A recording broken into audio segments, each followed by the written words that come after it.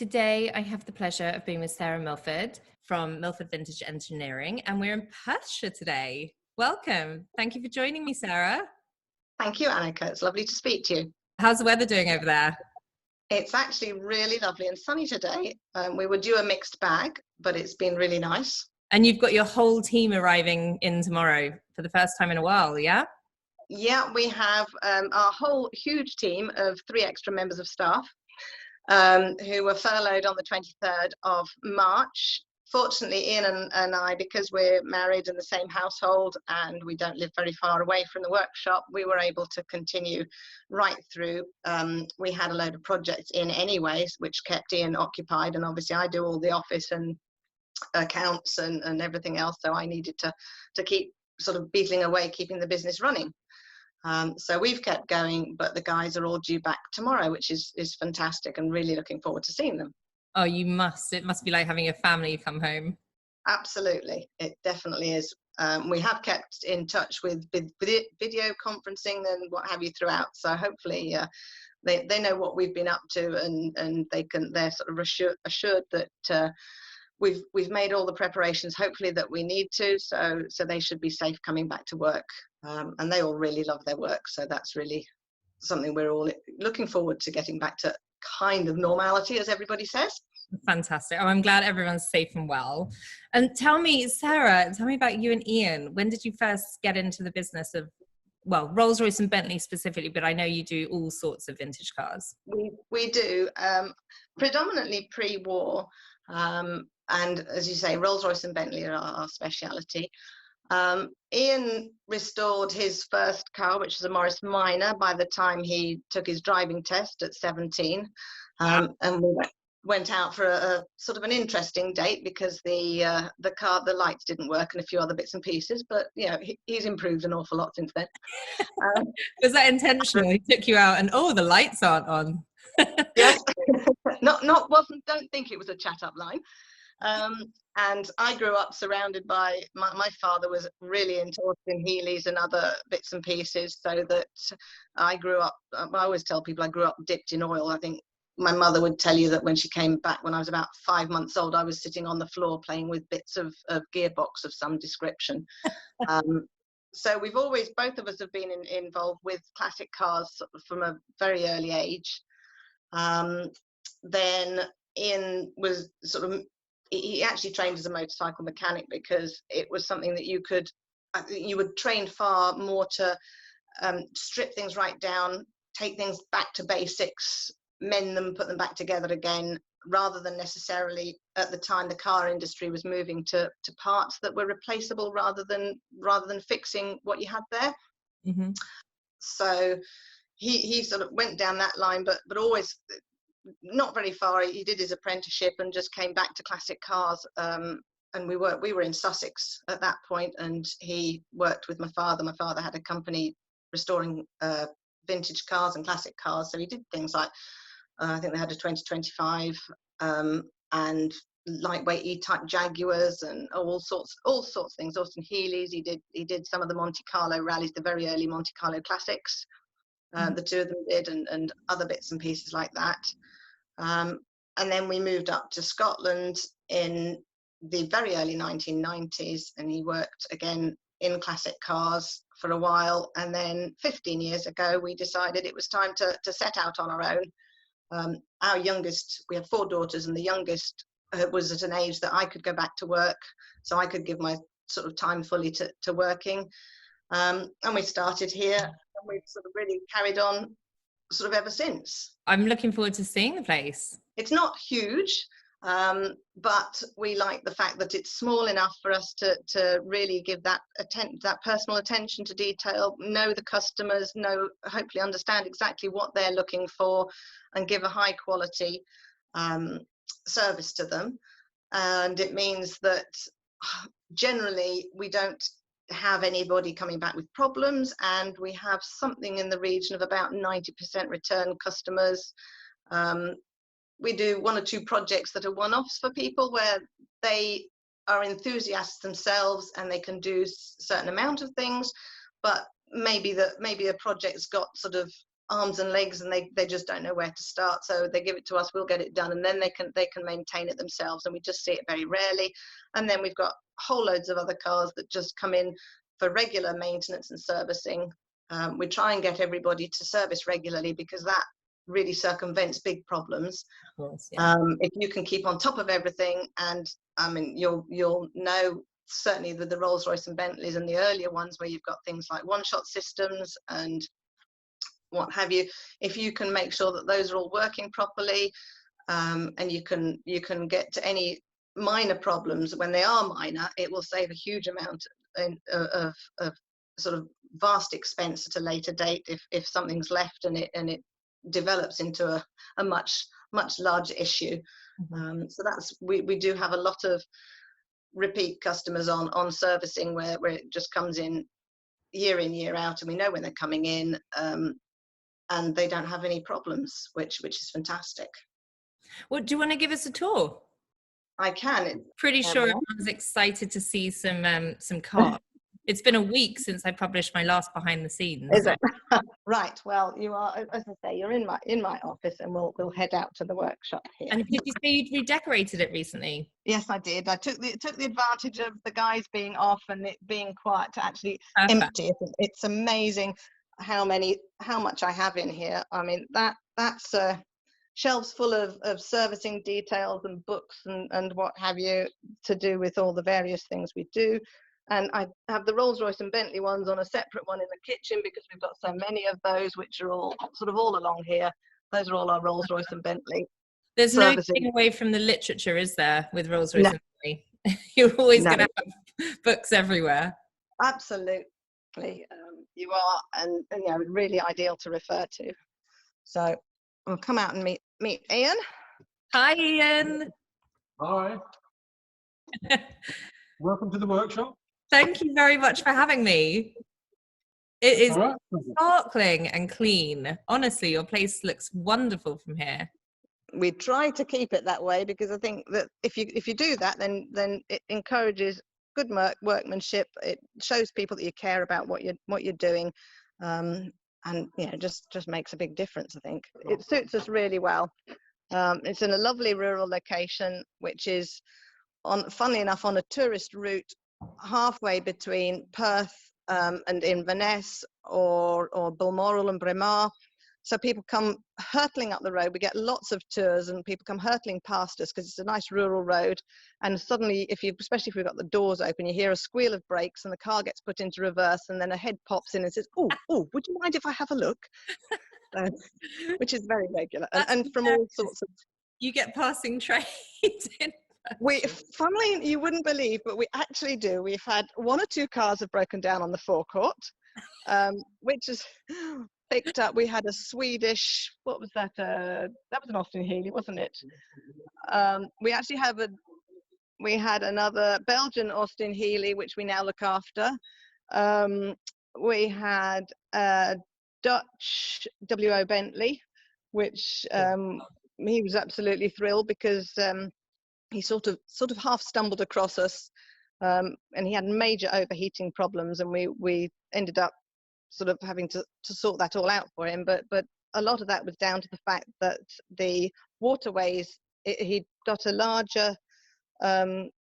capacity block, and the waterways from the casting weren't cleared, and then the Ian can tell you all the details on that.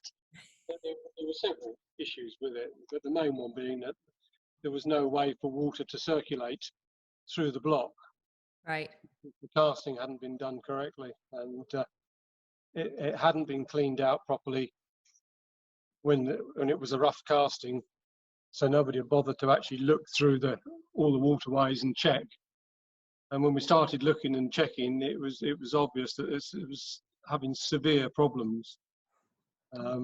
He actually ended up going back to a standard size block, because we couldn't guarantee that they wouldn't do it again. And he'd had something like 3 years of overheating, and he was just sick to death of the issues with the car. We get all sorts of interesting parts, bits and pieces as they pass through.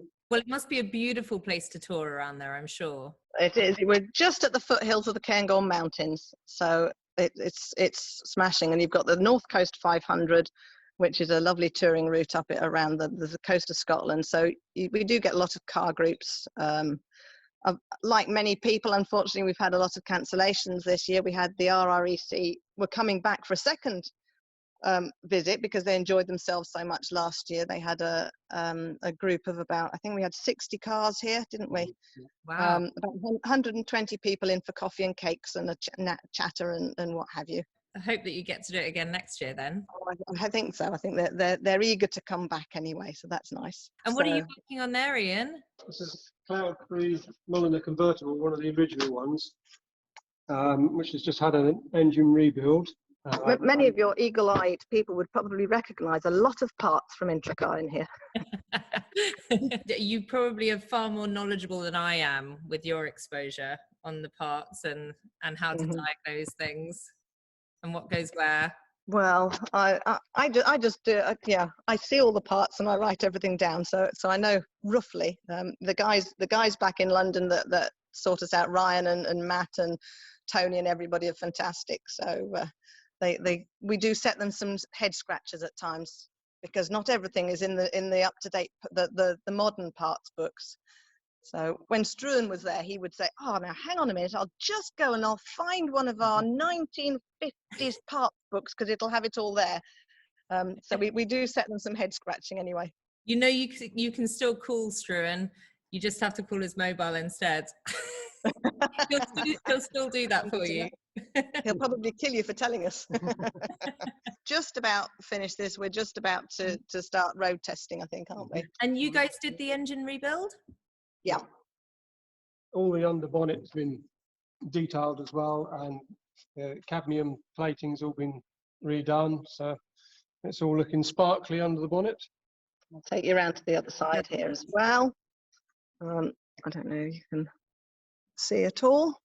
It's very tricky to show off these things especially without having zooms and what have you. But. No, it looks good. You're doing a really good job. And how long's that car been with you then? What's the typical amount of time that a car would stay with you, particularly for that type of job? Typical, there probably isn't a typical time. It depends on parts availability, machine shop sort of working time. This one, when did it came in? It's been in just over a year. Just over the year. Not helped, of course, by the fact that we were just about to get testing and things when everything closed down, whatever it was, four months ago. We were waiting for the winter weather to ease.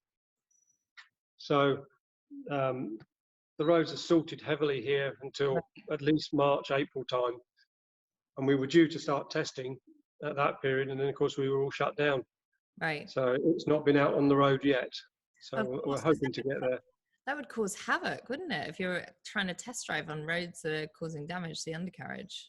Yes. We just can't do it. We just can't do it. So we just have to wait. We have another Phantom 2 here, which is in the same situation, which has had a top-end rebuild, which we want to put some miles on. Take you over to see that.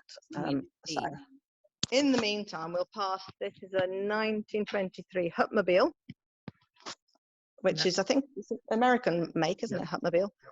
So that one, we've been doing more engine work on that, and we've got some work to do on the ash frame shortly. There's a Mark 6 Bentley, which the body is down. We've just had the chassis back today. It's had to have a new rear section to the chassis because it had all rotted away. So that came in from the States, and it's all been done. And we've now got the chassis back here to overhaul it all ready before the body goes back on. Wow. Taking the firewall off so that can be painted properly as well and detailed. Yeah. So while he's got the opportunity, he's having all the body. He's had the body work done, and the body work was all done. It's all been repainted, but in the meantime, he's decided, obviously, since it is at an ideal point that you could actually do this, he's going to have the firewall done, because if you can see it, it's pretty poor. Yeah. So that is going to be a complete working perfect car by the time it's finished with you guys. Mm-hmm. And does it turn over at the moment? Oh yeah, I mean It was running up until we took the dash out for them to be able to lift the body. We kept it running so that the body shop could actually move it around easily. And then when it came to them wanting to lift the body off it to do the chassis repairs, then at that stage I had to take the dash out, which meant disconnecting the wiring enough to do that. So that then left it disabled that way. So it's now a pusher rather than a driver. But it wouldn't be long before it would be driving again. Will you send us a picture when it's together? Yes, absolutely. So here we've got one of our other regular visitors. It's a 1934 Derby Bentley 3.5. The chap does loads of miles every year, including travelling all over the world with it. We recently prepared her for a 5,000-mile run in Australia from the north to the south to the north, sorry. And the only problem it had was a faulty condenser, which luckily we'd put a whole load of spares in the back for him, so he changed it at the roadside and was on his way within minutes. You know, we do lots of regular servicing things, but we also do quite a few full restorations from anything from sort of what's in the box, where somebody will appear with a whole load of boxes and go, "Oh, I stripped these a few years ago and don't really know where they go," to a well-loved family car maybe, which Grandad had, and it's time now to strip it right back down to the chassis, full rewire, total mechanical overhaul, painting, upholstery and everything. So we do all sorts of different projects, which obviously, as Ian was just saying, that keeps us going. When the roads are salty, we can jump over onto the restoration projects. We'll carry on. What else? We've got a Jaguar engine that's just come in for a bit of work. This is sort of typical of, as I say, the guy's really enthusiastic. He can do most bits and pieces himself, but he's having a problem. Couldn't get the head off. It was corroded on. So had to cut all the head studs off to get the head off. Mm-hmm. So it's now into a full engine rebuild. So not because the head was stuck on, but because of the other problems that were causing it. Yeah. So well, it's nice that people can try and do the work themselves and then get the advice they need and the help they need when they get to the point that it needs specialist attention. That's it. Absolutely. Enthusiasm going in the industry. It is, and it's surprising how many times Ian can remotely diagnose problems over the telephone, or we've been doing, actually, whilst we've all been on lockdown, we've been doing quite a few by video conferencing or FaceTime with people where they've got problems, and they can actually sort of walk around the car and point the camera at things and go, "Oh, I don't know what to do next." And yes, I've taken this apart and I can't remember how it goes back together. Is quite common. I love that you've been doing that. That's fantastic. Thank you on behalf of everyone you've helped during this time. So we'll go across from one extreme to the other. We have an Austin Big 7 rather than Austin 7, which we've looked after for quite a long while. The chap actually is the owner's very well known within the Rolls-Royce fraternity, because he had he's had various. He's still got his Derby Bentley, I think, hasn't he?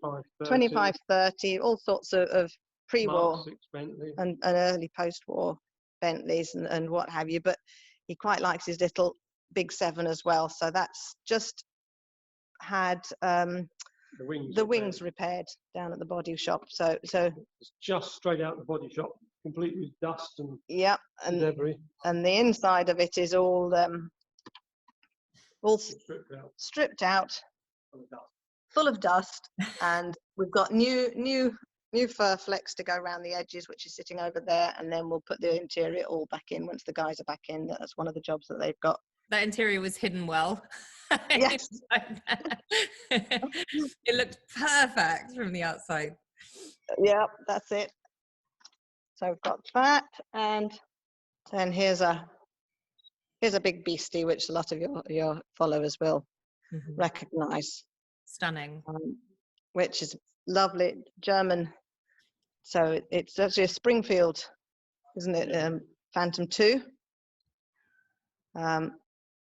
Which again, this was passing trade, as we say. this was on the trip last year with the RREC, and he rang us. We provided breakdown cover for them as well. for the tour, because they were based out of Pitlochry, but we provided breakdown cover for them. And he rang because he broke down on the way from the ferry in Newcastle in his way up here. I think, was it a valve stuck, didn't it? Yeah, the valve seized in the guide, and then the guide came out of the head. So it was a bit of a disaster. And then when we took the head off and checked it, it actually, the area that the guide was pushed into was cracked. So it was never going to stay in position. So it ended up with a new head. And then he ordered us to check further, and a few other issues with it. So, it just had a piece of stud in studding instead of a yeah, one of the cylinder head studs, they drilled down the centre of the stud very cleverly, and it just had a 6mm stud sticking up, so that it was well undersized and not up to the job either. Right. So it had a few issues. It's a lovely looking car, and it drives up rather nicely now. It's got an overdrive.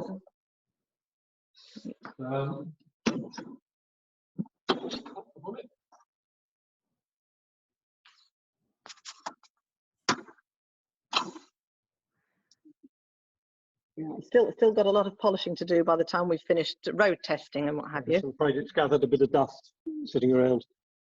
You can't see the dust. Looks beautiful. This is a mirror image engine because it's a Springfield one.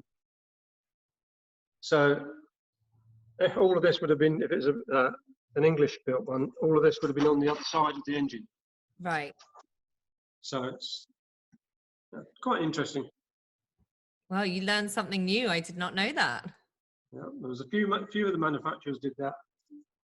To get a left-hand drive, they actually had to mirror image the engine and everything. Right. Even Austin 7s were done that way. So. What's your favourite car, Ian? Let's stick to Rolls-Royce and Bentley for our viewers. It won't be difficult, I can tell you. Probably something like 3, 4.5 WI Bentley would be fine. Yeah, vintage Bentley. Yeah, absolutely. We've got one or two of those that we look after. Yeah. One in particular, which was same family from early 30s, right the way through until just recently. Mm-hmm. And I mean, it's like most of them, a fascinating car. It had been a reserve car at Le Mans. It still had its tickets to the prize giving pasted to the passenger door. And you just lived for the days it came in, and you could take it out test driving it. Wonderful. Oh, I love that. And you've got your own collection, I understand, yeah? Oh, one or two, yes, as you do. And are they cars that you've had for a long, long time, or do you switch? Do you change through your collection and get new cars and sell them? No, I don't tend to.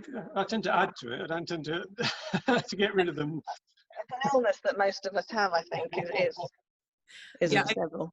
I've heard it called an illness before, that's for sure. So trying to encourage the children to get involved as well. So. And how are they taking to it? Two of them are petrol heads. So, yeah. One has a Morris Minor, which is actually just outside at the moment because you were doing something with it. She's unfortunately been locked down in England, so she's not here at the moment. But you had to change the steering rack on it. Mm-hmm. But so that's ready to go home. And then what have we got? We've got 22 bull nose Morris. A Morris Z van, which is all done out in our livery, just like it would have been if it had been demobbed from the post office in the sort of early 60s. So it's all properly sign written by an old guy with a brush doing it and everything. So that looks really smart. We have a 35 Austin 7 Special, which is permanently in bits. That's what they call here the cobbler's Benz. Yes. Because the cobbler hasn't got time to fix his own, really. So. Yes. And there are one or two others lurking around, different types of makes, TR3s and midgets and bits and pieces. So. And I always ask this question: what's your daily driver? Well, I don't really have a modern car as such.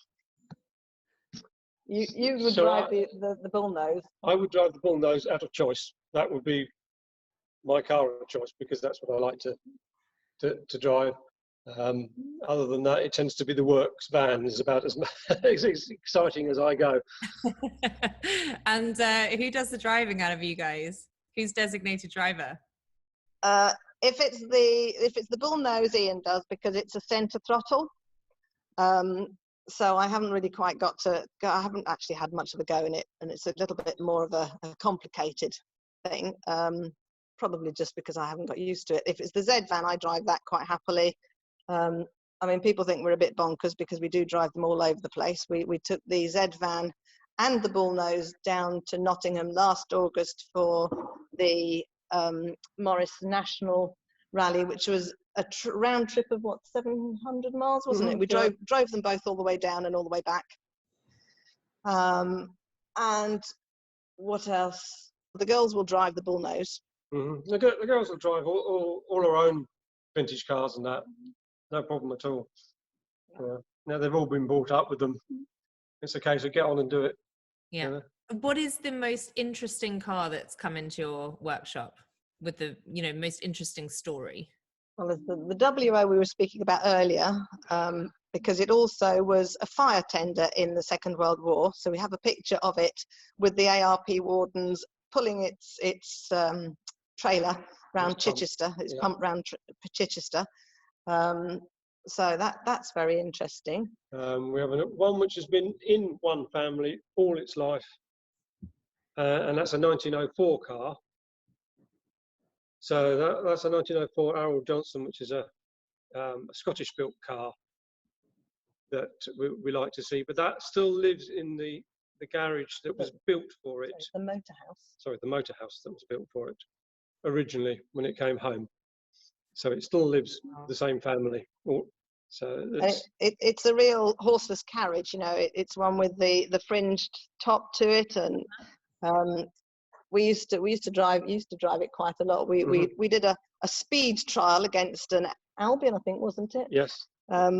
With all of the four children and Ian and myself on board, which we of course did win. We're not competitive. Not at all. No. And you were asked one October to take it up.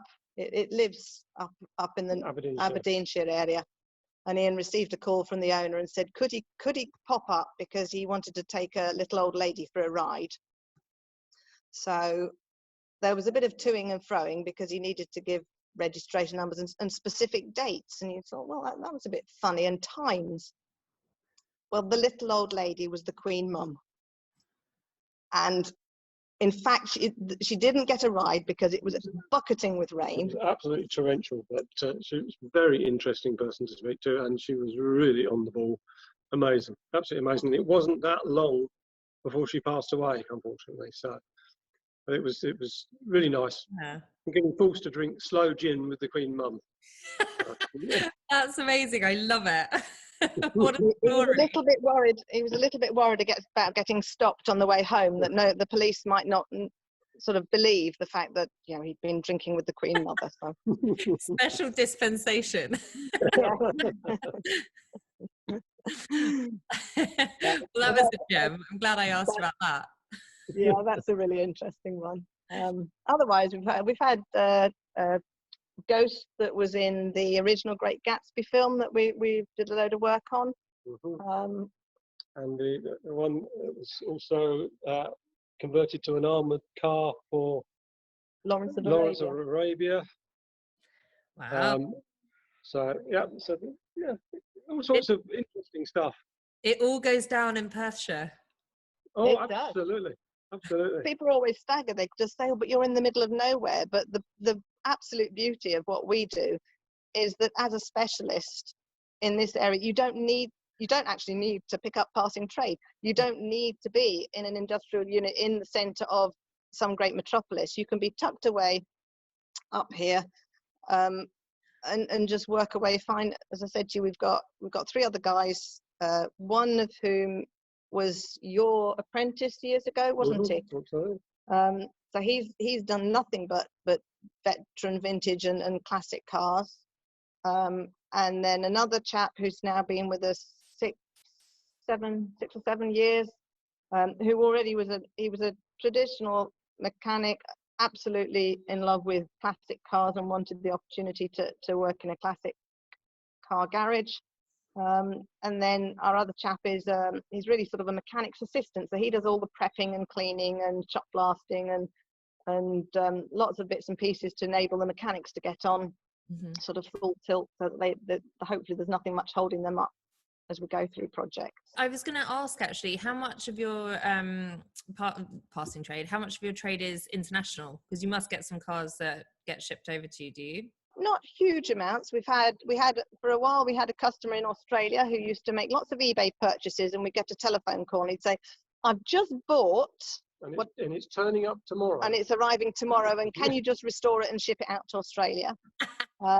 We've had sort of mainly, I suppose, Northern Europe, sort of Belgium, Netherlands, Luxembourg, Germany. Had somebody in the States for a while. One of the Phantom 2s that we looked after was in the States. So we do have French interns coming across every year. Okay. Unfortunately, they had to cancel this year because of the COVID, but normally we have somebody for the whole summer to train with us, and that's always been interesting. But it's difficult to find youngsters in the local area that want to do the hands-on. Yeah, so much is digital now as well, so there's probably a lot of interest still, but physically I bet it's hard to get them. Yeah.